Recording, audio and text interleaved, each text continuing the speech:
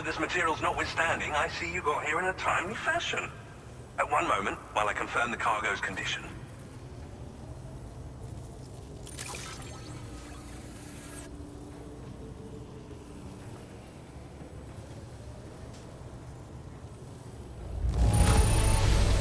I doubt anyone but you could have delivered this in such excellent condition.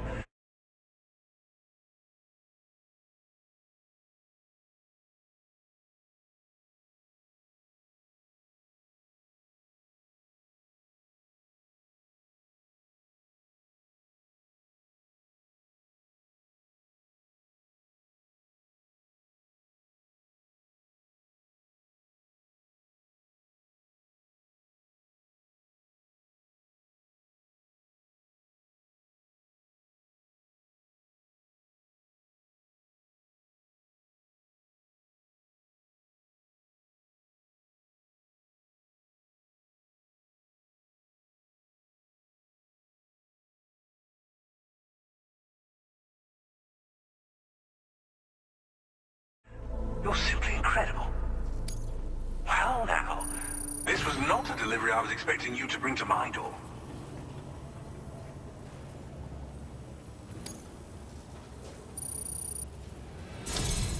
I'm on the cusp of a breakthrough thanks to you. Let's both continue to give it our all. Go ahead and connect your Cupid.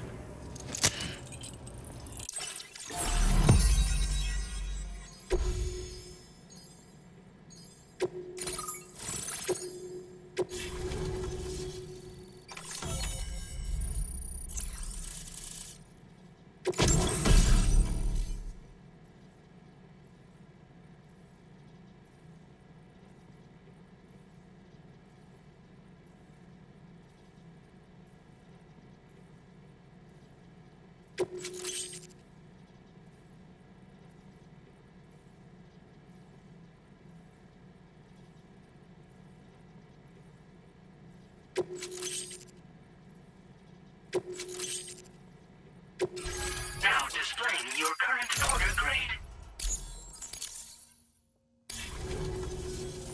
On the network at last, eh? I've been waiting for this moment for so long. This should enable me to increase the pace of my research into new defense. As for the cargo you brought me, it's the culmination of the Phantom Smith's recent efforts. I applied a few finishing touches, and voila!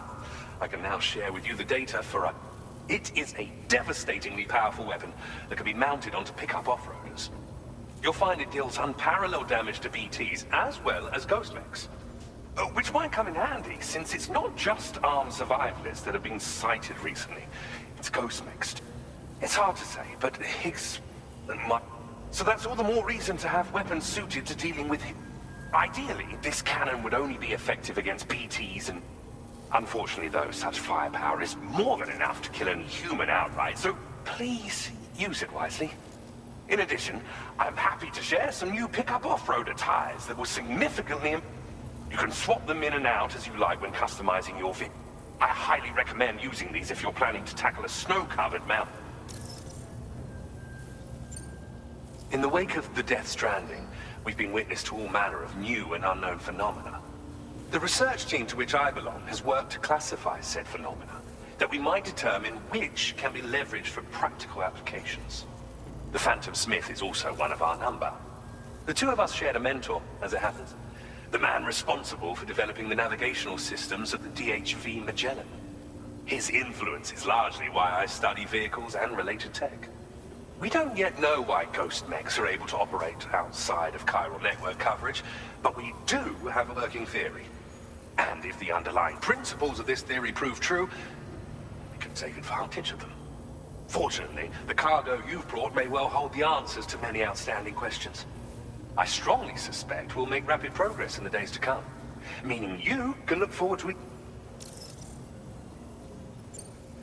It fires chiral particles at an extremely high velocity. Its considerable size makes it impractical to carry, so we've designed it to be mounted on pickup off-roaders instead. Whilst it needs a moment to charge before it can be fired, it boasts tremendous stopping power. And it will automatically track hostile targets, allowing you to engage with ease whilst driving. Giant BTs and ghost mechs are tougher than ever these days. It's truly unfortunate, but we have no choice but to rely on weapons of this caliber. A necessary escalation to combat heat. But I must also reiterate that due to the destructive potential of this cannon, it should never be used where humans may be harmed. Thank you again for your help. I'll be sure to continue my research into ghost technology, and I intend to look into ways of ensuring we have greater freedom of movement with our vehicles. Any assistance you can provide would be... Oh, before you go, I have a gift I was instructed to give. This cargo will allow you to enhance the DHV Magellan's weaponry. Per time. I'll need some time to prepare it for transport, though. In the meantime, please, I'll be sure to post the order by the time. Sam, it's me. Our enemies have grown bolder and more aggressive, but I see you were all able to fend them off in the end. Chiral network coverage now stands in excess of 85% across Australia. We are already seeing indications of plate gate formation in the near future as well. Just a bit more, Sam. I know you and your comrades will finish what we've started, and to prepare for what's to come. I encourage you to rest in your private room. Be advised, Sam, that I've switched this call to private mode. We need to talk about Charlie. I reviewed the contract between APAC and Drawbridge and followed the money.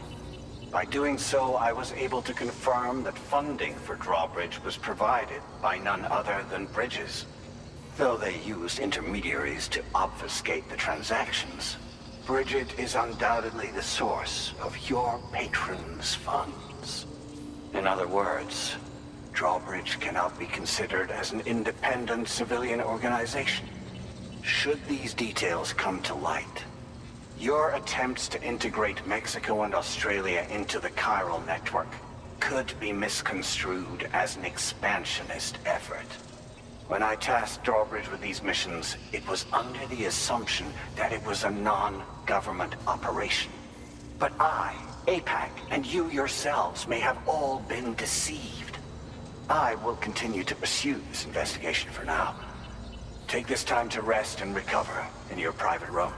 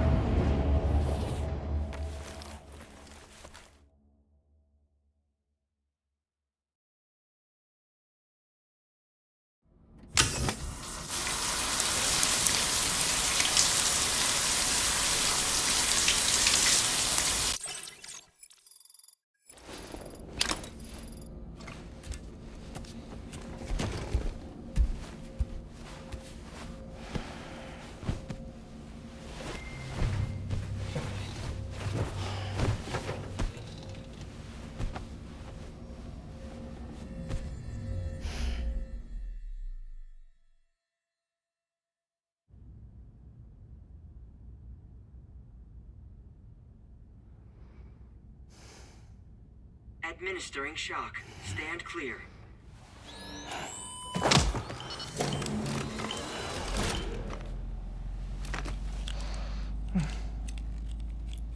Just like old times. Where are we?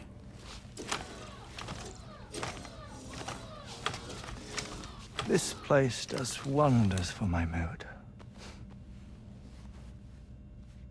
The repairs to the DHV Magellan are still ongoing, so I thought to return here and see if I couldn't make progress with our Lou investigation. Learn anything new?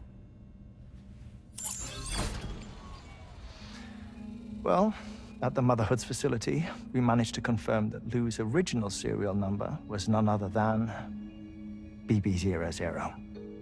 And this is what I found when I attempted to search for associated records. To build the chiral network, 9 sacrificial BBs were prepared.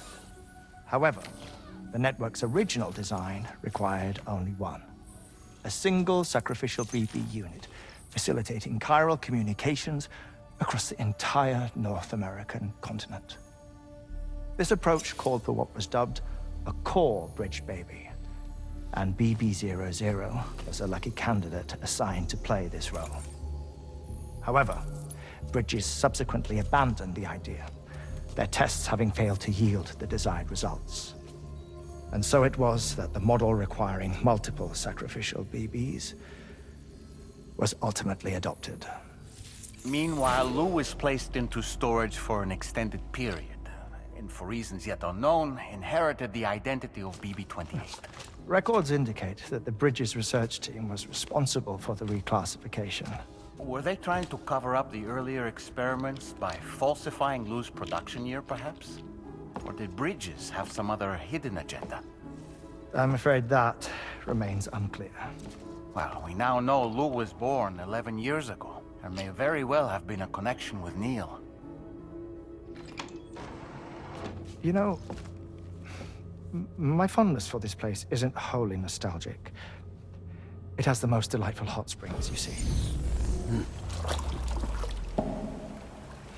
Though, truth be told, even they aren't my favorite thing about it.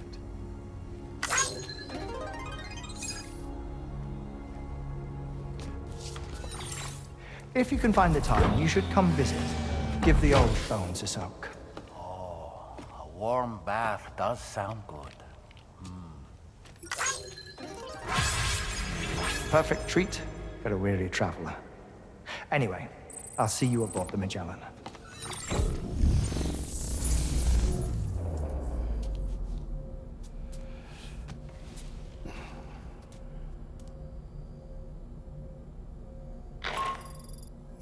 Do you read me, Sam?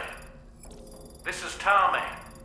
I've relocated my hand at last, out there on the currents, bobbing along like before. Now that our connection has been re-established, I should finally be in a position to wrap up repairs on the ship. But that won't be enough for what's coming. We need to improve our weaponry as well. South Fort Knot is home to an exceptional researcher.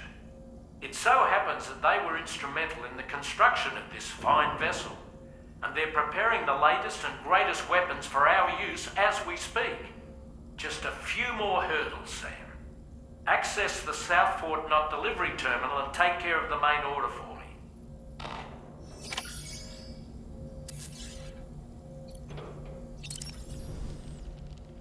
I dare say Tomorrow may have mastered her unique abilities.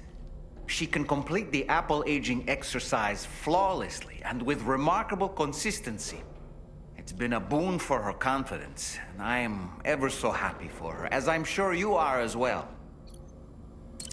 Nothing like a warm shower after a hard day's labor.